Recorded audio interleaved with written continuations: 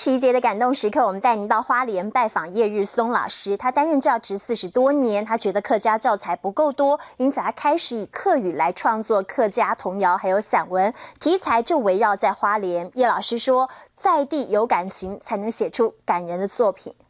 花莲县的文化新传奖的专辑，这本书是前几年出的，就是搓汤圆、卤拌人，还2天。一整排书作者都是他，他是客家创作者叶日松，写过的书超过20多本。20年前，他投入母语文化，写诗、写童谣，都以客家为主，也喜欢以故乡花莲为题。日昌大水後，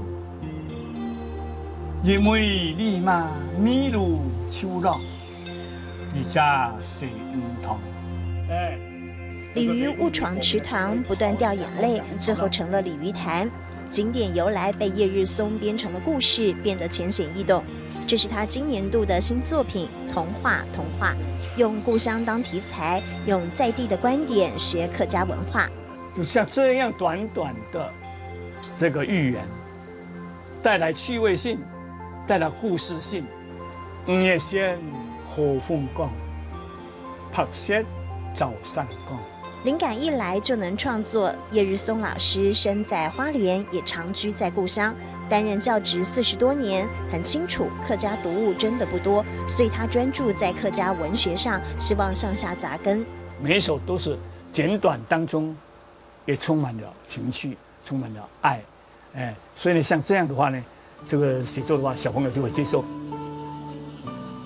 创作不拘泥任何空间，爱旅行的叶老师常常到处走。刚好性感，还是要把它拍上。居高临下的松园别馆被70年的老松树群镇守着，相传这里曾经是神风特工队的集合地，神秘的故事也曾被叶老师加在作品里。记忆里边，就是可以呢看到南浦日据时代的神风特工队。那我个人写了很多，光像这样的地方的诗呢，就有好几首。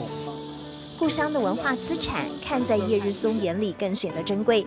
退休后的他拿着相机记录一切，每一步留下的足迹都是日后客家文化的印记。